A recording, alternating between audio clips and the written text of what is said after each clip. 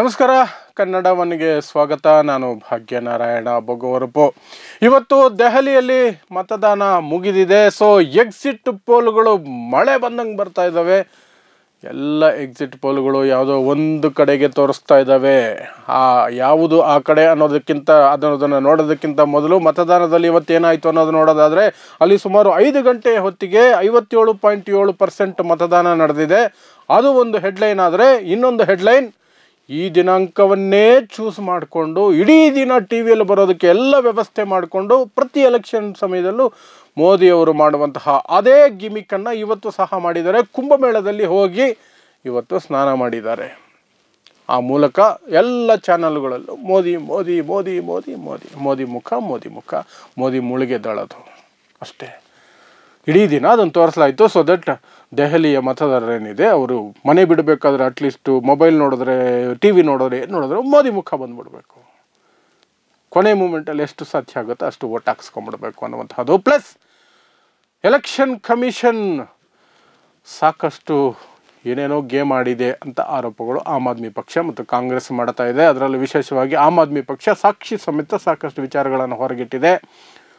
ಅದರಲ್ಲಿ ಮುಖ್ಯವಾಗಿರುವಂತಹದ್ದು, ಆಮ್ ಆದ್ಮಿ ಪಕ್ಷದ ಪರ ಇರುವ ಮತದಾರರ ಹೆಸರುಗಳನ್ನು ಕಟ್ ಮಾಡಲಾಗಿದೆ. ಹೊಸ ಹೆಸರುಗಳು BJPಗೆ ಹಾಕ್ಬೋದು ಓಟು ಅನ್ನೋರ ಹೆಸರುಗಳನ್ನು ಸೇರ್ಪಡೆ ಮಾಡಲಾಗಿದೆ. ಪ್ರತಿ ಕ್ಷೇತ್ರದಲ್ಲಿ ಸುಮಾರು 5,000 to 7,000 ಹೆಸರುಗಳನ್ನು ಕಳೆದ 1-1.5 ತಿಂಗಳಲ್ಲಿ ಸೇರಿಸಿದ್ದಾರೆ ಅನ್ನೋದು ಆಮ್ ಆದ್ಮಿ ಪಕ್ಷದ ಆರೋಪ.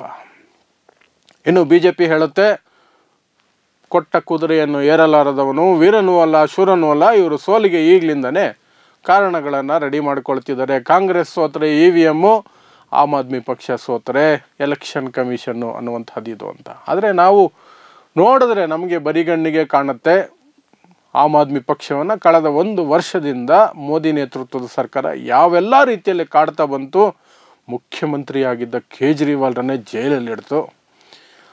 ಸಾಕಷ್ಟು ಮಂತ್ರಿಗಳನ್ನು, ಆಮ್ ಆದ್ಮಿ ಪಕ್ಷದ ಲೀಡರ್ಸನ್ನು ಜೈಲಲ್ಲಿಡ್ತು. ಅವರೆಲ್ಲ ಈಗ ಆಲ್ಮೋಸ್ಟ್ ಬೈಲಲ್ಲಿ ಹೊರಗೆ ಬಂದಿದ್ದಾರೆ. ಆದರೆ ಏನು ಎಫೆಕ್ಟ್ ಮಾಡ್ಬೋದು ಅದನ್ನು ಎಫೆಕ್ಟನ್ನು ಮಾಡ್ತು. So ED, CBI, IT plus election commission ಜೊತೆ BJP ಮೈತ್ರಿ ಮಾಡಿಕೊಂಡಿದೆ ಅನ್ನೋ ರೀತಿಯಲ್ಲಿ ಅವರ ನಡವಳಿಕೆಗಳಿತ್ತು.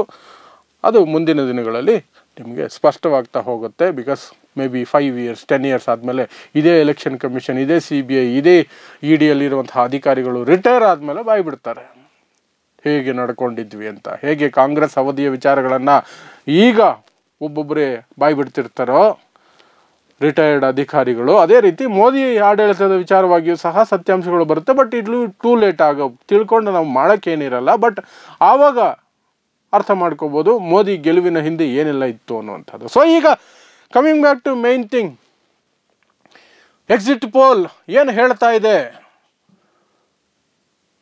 BJP ಗೆದ್ದು ಬಿಡುತ್ತಾ ಅಥವಾ ಆಮ್ ಆದ್ಮಿ ಪಕ್ಷ ತನ್ನ ಕೋಟೆಯನ್ನು ಉಳಿಸ್ಕೊಳ್ಳುತ್ತಾ? ಕಾಂಗ್ರೆಸ್ ಏನು ಎಫೆಕ್ಟ್ ಮಾಡ್ತಾ ಇದೆ? ಎಕ್ಸಿಟ್ ಪೋಲ್ಗಳನ್ನು ನೋಡಿದ್ರೆ ಸ್ಪಷ್ಟವಾಗಿ ಅರ್ಥ ಆಗ್ತಿದೆ. BJP ಹೈಜಾಕ್ ಮಾಡ್ತಾ ಇದೆ. ಹೈಜಾಕ್ ಅನ್ನೋದಕ್ಕಿಂತ ನಾಗಾಲೋಟದಲ್ಲಿದೆ. ದೆಹಲಿಯಲ್ಲಿ ಆಮ್ ಆದ್ಮಿ ಪಕ್ಷದ ಸರ್ಕಾರದ ಅಂತ್ಯ ಎದ್ದು ಕಾಡ್ತಾ ಇದೆ ಅಂತ ಅನಿಸುತ್ತೆ ಎಕ್ಸಿಟ್ ಪೋಲ್ಗಳನ್ನು ನೋಡಿದ್ರೆ. ಸೊ ಕೆಲವು ಸಂಸ್ಥೆಗಳು ಕೊಟ್ಟಿರುವಂತಹ ಎಕ್ಸಿಟ್ ಪೋಲನ್ನು ನಿಮ್ಮ ಮುಂದೆ ಇಡ್ತೀನಿ, ಆ ನಂತರ ನೋಡೋಣ ಏನು ಎತ್ತ ಅಂತ.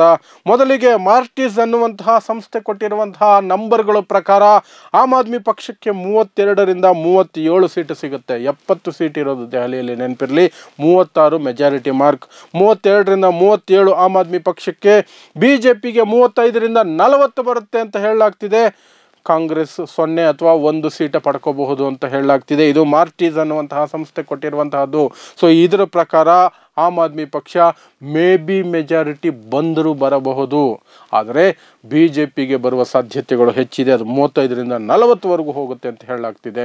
ಆದರೆ ನಾನಂತೂ ಸ್ಪಷ್ಟವಾಗಿ ನಿಮಗೆ ಮೊದಲಿಂದ ಹೇಳ್ತಾ ಇದ್ದೀನಿ, BJPಗೆ 30 ಮೇಲೆ ಏನೇ ಬಂದರೂ ಅದು ಏನೋ ಒಂದು ಸರ್ಕಸ್ ಮಾಡಿ ಸರ್ಕಾರ ರಚನೆ ಮಾಡಿಕೊಳ್ಳುತ್ತೆ. ಇಲ್ಲ 6 ತಿಂಗಳ ಒಳಗೆ ಏನಾದರೂ ಸರ್ಕಾರ ಮಾಡಿ ಆಮ್ ಆದ್ಮಿ ಪಕ್ಷ ಸರ್ಕಾರ ಮಾಡಿದ್ರು ಸಹ ಅದನ್ನು ಕೆಡವಿ BJP ಸರ್ಕಾರನ ಮಾಡಿಕೊಳ್ಳುತ್ತೆ. ಸೊ ಆಮ್ ಆದ್ಮಿ ಪಕ್ಷದ ಸರ್ಕಾರ ಬರಬೇಕು ಅಂದರೆ ಮಿನಿಮಮ್ 45 ಸೀಟ್ ಇದ್ದರೆ ಮಾತ್ರ ಭದ್ರವಾಗಿ ಉಳಿಯೋದಕ್ಕೆ ಸಾಧ್ಯ. ಆದರೆ ಮಾರ್ಟಿಸ್ ಅನ್ನುವಂತಹ ಸಂಸ್ಥೆ ಕೊಟ್ಟಿರುವಂತಹ ಈ ಒಂದು ಸಮೀಕ್ಷೆ ಪ್ರಕಾರ, ಎಕ್ಸಿಟ್ ಪೋಲ್ ಪ್ರಕಾರ ಅದು ಸಾಧ್ಯ ಆಗ್ತಾ ಇಲ್ಲ. ಇನ್ನು ಪಿ ಮಾರ್ಕ್ ಅನ್ನುವಂತಹ ಸಂಸ್ಥೆ ಕೊಟ್ಟಿದೆ, ಅದಂತೂ ಆಮ್ ಆದ್ಮಿ ಪಕ್ಷಕ್ಕೆ ಕೇವಲ 21ರಿಂದ 31 ಸೀಟ್ ಬರ್ಬೋದು ಅಂತ ಹೇಳ್ತಿದೆ. BJPಗೆ 39ರಿಂದ 49 ಸೀಟು, ಕಾಂಗ್ರೆಸ್ಗೆ 1 ಸೀಟು ಬಂದರೆ ಬರಬಹುದು ಅಂತ ಹೇಳ್ತಿದೆ. ಇಲ್ಲಿ ಸ್ಪಷ್ಟವಾಗಿ BJPಗೆ ಬಹುಮತವನ್ನು ಪಿ ಮಾರ್ಕ್ ಕೊಡ್ತಾ ಇದೆ. ಇನ್ನು ಪೀಪಲ್ಸ್ ಇನ್ಸೈಟ್ ಅನ್ನುವಂತಹ ಒಂದು ಸಂಸ್ಥೆ ಕೊಟ್ಟಿರುವುದು ಸಹ ಅದೇ ರೀತಿ ಇದೆ. 25ರಿಂದ 29 ಆಮ್ ಆದ್ಮಿ ಪಕ್ಷಕ್ಕೆ, BJP 40ರಿಂದ 44, ಕಾಂಗ್ರೆಸ್ 2 ಸೀಟುವರೆಗೂ ಗೆಲ್ಲಬಹುದು ಅಥವಾ 0ಯಲ್ಲೇ ಕೂತ್ಕೋಬಹುದು ಅಂತ ಇದು ಹೇಳ್ತಾ ಇದೆ. JVC ಅನ್ನುವಂತಹ ಒಂದು ಸಂಸ್ಥೆ ಕೊಟ್ಟಿರುವ ಅಂಕಿಅಂಶಗಳು ಸಹ ಇದೇ ರೀತಿ ಇದೆ. 22ರಿಂದ 31 ಆಮ್ ಆದ್ಮಿ ಪಕ್ಷ, 39ರಿಂದ 45 BJP. ಅಂದರೆ BJPಗೆ ಸ್ಪಷ್ಟ ಬಹುಮತ, ಕಾಂಗ್ರೆಸ್ 0ಯಿಂದ 2 ಸೀಟ್ ಪಡ್ಕೊಳ್ಳಬಹುದು ಅಂತ ಹೇಳ್ತಿದೆ. ಇನ್ನು ಚಾಣಕ್ಯ ಸ್ಟ್ರಾಟಜೀಸ್ ಅನ್ನುವಂತಹ ಸಂಸ್ಥೆ ಕೊಟ್ಟಿರುವಂತಹ ಅಂಕಿಅಂಶಗಳ ಪ್ರಕಾರ ಆಮ್ ಆದ್ಮಿ ಪಕ್ಷಕ್ಕೆ 25ರಿಂದ 28 ಸೀಟ್ ಬರಬಹುದು, BJPಗೆ 39ರಿಂದ 44 ಸೀಟ್ ಬರಬಹುದು. ಅಂದರೆ BJPಗೆ ಸ್ಪಷ್ಟ ಬಹುಮತ, ಇಲ್ಲಿ ಕಾಂಗ್ರೆಸ್ಗೆ 2ರಿಂದ 3 ಬರಬಹುದು ಅಂತ ಈ ಸಂಸ್ಥೆ ಹೇಳ್ತಾ ಇದೆ, ಚಾಣಕ್ಯ ಸ್ಟ್ರಾಟಜೀಸ್ ಅನ್ನುವಂತಹ ಸಂಸ್ಥೆ. ಇನ್ನು ಪೀಪಲ್ಸ್ ಪಲ್ಸ್ ಅನ್ನುವಂತಹ ಸಂಸ್ಥೆ ಆಮ್ ಆದ್ಮಿ ಪಕ್ಷಕ್ಕೆ ಕೇವಲ 10ರಿಂದ 19 ಸೀಟ್ ಬಂದರೆ ಹೆಚ್ಚು ಅಂತ ಹೇಳ್ತಾ ಇದೆ. BJPಗೆ 51ರಿಂದ 60 ಸೀಟ್ ಸ್ವೀಪಿಂಗ್ ಮೆಜಾರಿಟಿ ಕೊಡ್ತಾ ಇದೆ, ಕಾಂಗ್ರೆಸ್ಗೆ 1 ಸೀಟು ಬರಲ್ಲ ಅಂತ ಹೇಳ್ತಾ ಇದೆ. ಇನ್ನು ಕೊನೆಯದಾಗಿ ಪೋಲ್ ಡೈರಿ ಅನ್ನುವಂತಹ ಒಂದು ಸಂಸ್ಥೆ ಕೊಟ್ಟಿರುವ ಅಂಕಿಅಂಶಗಳು ಸಹ ಆಲ್ಮೋಸ್ಟ್ ಅದೇ ರೀತಿಯಲ್ಲಿದೆ. ಆಮ್ ಆದ್ಮಿ ಪಕ್ಷಕ್ಕೆ 18ರಿಂದ 25 ಸೀಟು, BJPಗೆ 42ರಿಂದ 50 ಅಂತ ಹೇಳ್ತಾ ಇದೆ, ಕಾಂಗ್ರೆಸ್ 0ಯಿಂದ 2 ಸೀಟು ಬರಬಹುದು ಅಂತ ಹೇಳ್ತಾ ಇದೆ. ಸೊ ಈ ಎಲ್ಲ ಎಕ್ಸಿಟ್ ಪೋಲ್ಗಳಲ್ಲಿ ಒಂದು ಮಾರ್ಟಿಸ್ ಅನ್ನುವಂತಹ ಒಂದು ಸಂಸ್ಥೆ ಬಿಟ್ಟು ಅದು ಇವರು ಗೆಲ್ಲಬಹುದು, ಅವರು ಗೆಲ್ಲಬಹುದು, ಆದರೆ BJPಗೆ ಸಾಧ್ಯತೆಗಳು ಜಾಸ್ತಿ ಇದೆ ಅಂತ ಹೇಳ್ತಿದೆ. ಮಿಕ್ಕಂತೆ ಇನ್ನು 1, 2, 3, 4, 5, 6 ನಾನು ಏನು ಗಮನಿಸಿದ್ದೀನಿ, 6 ಸಂಸ್ಥೆಗಳು ಸಹ 7ರಲ್ಲಿ BJPಗೆ ಬಹುಮತಕ್ಕಿಂತ ಹೆಚ್ಚು ಬರ್ತವೆ. ಕೆಲವಂತೂ 60ರವರೆಗೆ ಕೊಟ್ಟಿದ್ದಾವೆ. ಪೀಪಲ್ಸ್ ಪಲ್ಸ್ ಅನ್ನುವಂತಹ ಸಂಸ್ಥೆ ಸ್ವೀಪಿಂಗ್ ಮೆಜಾರಿಟಿ ಬಂದುಬಿಡುತ್ತೆ. ಅಂದರೆ ಕಳೆದ ಬಾರಿ BJPಗೆ ಏನು ಗತಿಯಾಗಿತ್ತು ಅದು ಆಮ್ ಆದ್ಮಿ ಪಕ್ಷಕ್ಕಾಗುತ್ತೆ, ಆಮ್ ಆದ್ಮಿಗೆ ಆ ಪಕ್ಷಕ್ಕೆ ಬಂದ ಸೀಟುಗಳು BJPಗೆ ಬರೋ ಸಾಧ್ಯತೆ ಇದೆ ಅಂತ ಹೇಳ್ತಾ ಇದೆ. ಇದೆಲ್ಲದರ ನಡುವೆ ಒಂದನ್ನು ಗಮನಿಸಬೇಕು ನಾವಿಲ್ಲಿ, ಕಾಂಗ್ರೆಸ್ ಬೌನ್ಸ್ ಬ್ಯಾಕ್ ಮಾಡ್ತಿದೆ. ಯಾಕಂದರೆ ಕಳೆದ 10 ವರ್ಷಗಳಲ್ಲಿ, ಕಳೆದ 2 ಚುನಾವಣೆಗಳಲ್ಲಿ ಕಾಂಗ್ರೆಸ್ ಸಂಪಾದನೆ 0ಯಲ್ಲೇ ಕೂತಿದೆ. ಆದರೆ ಇಲ್ಲಿ ಕೆಲವು ಸಂಸ್ಥೆಗಳು 2ರಿಂದ 3 ಅಂತಿದ್ದಾವೆ, ಇನ್ನೊಂದಷ್ಟು ಸಂಸ್ಥೆಗಳು 0ಯಿಂದ 2 ಸೀಟು ಬರ್ಬೋದು ಅಂತ ಹೇಳ್ತಿದೆ. ಇದು ಏನನ್ನು ಸೂಚಿಸ್ತಾ ಇದೆ ಅಂದರೆ ಸ್ಪಷ್ಟವಾಗಿ ಕಾಂಗ್ರೆಸ್ನ ವೋಟ್ ಶೇರ್ ಅಂತೂ ಇನ್ಕ್ರೀಸ್ ಆಗ್ತಾ ಇದೆ. ಕಾಂಗ್ರೆಸ್ ವೋಟ್ ಶೇರ್ ಅಂದರೆ ಎಲ್ಲಿಂದ ಬರುತ್ತೆ? ದಲಿತ ಕಮ್ಯುನಿಟಿಯಿಂದ ಬರೋ ಸಾಧ್ಯತೆ ಹೆಚ್ಚಿರುತ್ತೆ. ಅತಿ ಹೆಚ್ಚಿರೋದು ಮುಸ್ಲಿಂ ಕಮ್ಯುನಿಟಿಯಿಂದ, ಅಂದರೆ ಅದು BJPಯಿಂದ ಬರೋ ಸಾಧ್ಯತೆಗಳು ಕಡಿಮೆ. ಆಮ್ ಆದ್ಮಿ ಪಕ್ಷದ ವೋಟುಗಳನ್ನು ಕಾಂಗ್ರೆಸ್ ಕಸಿದಿದೆಯಾ ಅನ್ನುವಂತಹ ಅನುಮಾನಗಳು ಬರ್ತವೆ. ಅದೇನಾದರೂ ಆಗಿದ್ದರೆ ಆಮ್ ಆದ್ಮಿ ಪಕ್ಷಕ್ಕೆ ಕಾಂಗ್ರೆಸ್ಸೇ ಮುಳುವಾಗುವ ಎಲ್ಲ ಸಾಧ್ಯತೆಗಳು ಇದೆ. ಕಾಂಗ್ರೆಸ್ ವೋಟ್ ಶೇರ್ ಜಾಸ್ತಿ ಆಗಿದೆ, ಆಮ್ ಆದ್ಮಿ ಪಕ್ಷದ ವೋಟ್ ಶೇರ್ ಕಟ್ ಆಗಿದೆ, BJP ತನ್ನ ವೋಟ್ ಶೇರನ್ನು ಉಳಿಸ್ಕೊಂಡಿದೆ ಅನ್ನೋಂತಹ ಸನ್ನಿವೇಶ ಏನಾದರೂ ನಿರ್ಮಾಣ ಆದರೆ ಖಂಡಿತವಾಗ್ಲೂ ಸಹ BJP ಈಸಿಯಾಗಿ ದೆಹಲಿಯಲ್ಲಿ ತನ್ನ ಸರ್ಕಾರ ರಚನೆಗೆ ಬೇಕಾದ ಸಂಖ್ಯೆಗಳನ್ನು ಪಡ್ಕೊಂಡ್ಬಿಡುತ್ತೆ. ಅದರಲ್ಲಿ ಅನುಮಾನನೇ ಬೇಕಾಗಿಲ್ಲ. ಬಟ್ ಈ ಎಕ್ಸಿಟ್ ಪೋಲ್ಗಳು ಎಲ್ಲವೂ ಸಹ ಅದನ್ನೇ ಹೇಳ್ತಾ ಇದೆ. ಆದರೆ ನನ್ನ ಲೆಕ್ಕಾಚಾರದ ಪ್ರಕಾರ ಇಷ್ಟು ಈಸಿಯಾಗಿ BJPಯಲ್ಲಿ ವಿನ್ ಆಗೋದಕ್ಕೆ ಸಾಧ್ಯ ಇಲ್ಲ. ಆಮ್ ಆದ್ಮಿ ಪಕ್ಷ, ಕೇಜ್ರಿವಾಲ್ ಕಾಂಗ್ರೆಸ್ಸಿನ ರೀತಿಯಲ್ಲಿ BJPಯ ಹೊಡೆತಕ್ಕೆ ಸಿಕ್ಕಾಕೊಳ್ಳೋದಿಲ್ಲ. ಅವ್ರದ್ದೇ ಆದಂತಹ ಸ್ಟ್ರಾಟಜಿಗಳು ಒಂದಷ್ಟು ಚೆನ್ನಾಗಿದ್ದಾವೆ. ಅವ್ರದ್ದು ಸೋಷಿಯಲ್ ಮೀಡಿಯಾ ಎಫೆಕ್ಟ್ ಚೆನ್ನಾಗಿದೆ, ಅವ್ರದ್ದು IT ಸೆಲ್ ತುಂಬ ಸ್ಟ್ರಾಂಗ್ ಇದೆ, ಕೇಜ್ರಿವಾಲ್ ಲೆಕ್ಕಾಚಾರಗಳು ಚೆನ್ನಾಗಿದೆ. ಹಾಗಾಗಿ ಟಫ್ ಫೈಟ್ ಆಗ್ಬೋದು. ಕೊನೆ ಹಂತದಲ್ಲಿ, ಕೊನೆ ಕ್ಷಣದಲ್ಲಿ ಆಮ್ ಆದ್ಮಿ ಪಕ್ಷ ಅಲ್ಲಿ ಜಯಭೇರಿ ಬಾರಿಸ್ಬೋದು ಅನ್ನೋದು ನನ್ನ ಲೆಕ್ಕಾಚಾರ. ಬಟ್ ನೋಡೋಣ, 8ನೇ ತಾರೀಕು, 2 ದಿನ ಬಾಕಿ ಇದೆ. 8ನೇ ತಾರೀಕು ನಮಗೆ ಫಲಿತಾಂಶಗಳು ಬರ್ತವೆ. ಸೊ ಈಗ ಲೇಟೆಸ್ಟ್ ಅಪ್ಡೇಟ್ ಏನಪ್ಪ ದೆಹಲಿ ಚುನಾವಣೆಯಲ್ಲಿ ಅಂದರೆ ಅಲ್ಲಿ 57.7% ಮತದಾನ 5 ಗಂಟೆಯವರೆಗೆ ದಾಖಲಾಗಿದೆ.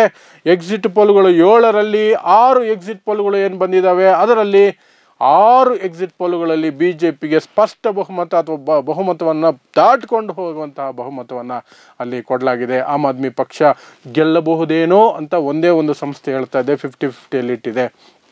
ಮಿಕ್ಕಂತೆ ಕಾಂಗ್ರೆಸ್ ತನ್ನ ವೋಟ್ ಶೇರನ್ನು ಇನ್ಕ್ರೀಸ್ ಮಾಡ್ಕೊಳ್ತಾ ಇದೆ. 1ರಿಂದ 3 ಸೀಟು ಪಡ್ಕೊಳ್ಳುವ ಸಾಧ್ಯತೆಗಳನ್ನು ಸಾಕಷ್ಟು ಸಂಸ್ಥೆಗಳು ಹೇಳ್ತಾ ಇದ್ದಾವೆ. ಸೊ ಇದು ಎಕ್ಸಿಟ್ ಪೋಲ್. ರಿಯಲ್ ರಿಸಲ್ಟ್ಸ್ ಏನಿದ್ರು ಈ ಫೆಬ್ರವರಿ 8ನೇ ತಾರೀಕು ಬೆಳಗ್ಗೆ 8 ಗಂಟೆಯಿಂದಲೇ ಮತ ಎಣಿಕೆ ಶುರುವಾಗುತ್ತೆ. ಮಧ್ಯಾಹ್ನ 2 ಗಂಟೆ ಹೊತ್ತಿಗೆ ಎಲ್ಲ ಎಕ್ಸಿಟ್ ಪೋಲ್, ಒಪಿನಿಯನ್ ಪೋಲ್ ಎಲ್ಲ ಸೈಡ್ಗೆ ಹೋಗಿ ವಾಸ್ತವ ಫಲಿತಾಂಶ ಬರುತ್ತೆ. ಆಗ ನೋಡಬೇಕು ದೆಹಲಿ ಕೋಟೆಯನ್ನು ಆಮ್ ಆದ್ಮಿ ಪಕ್ಷ ಕಳೆದುಕೊಳ್ಳುತ್ತಾ. BJPಯ ತಂತ್ರಗಾರಿಕೆ ವರ್ಕೌಟ್ ಆಗಿದೆಯಾ? ಅಮಿತ್ ಶಾ ಮತ್ತು ನರೇಂದ್ರ ಮೋದಿ ಅವರ ತಂತ್ರ ಏನಿದೆ ಅದು ವರ್ಕೌಟ್ ಆಗಿದೆಯಾ? ಕಾಂಗ್ರೆಸ್ ಯಾವ ಮಟ್ಟಕ್ಕೆ ಆಮ್ ಆದ್ಮಿ ಪಕ್ಷಕ್ಕೆ ಪೆಟ್ಟು ಕೊಟ್ಟಿದೆ ಅಂತ ನೋಡ್ತಾ ಇರಿ. ಸಮಾಜಕ್ಕಾಗಿ ಕನ್ನಡ 1 ನ್ಯೂಸ್. ನಮಸ್ಕಾರ.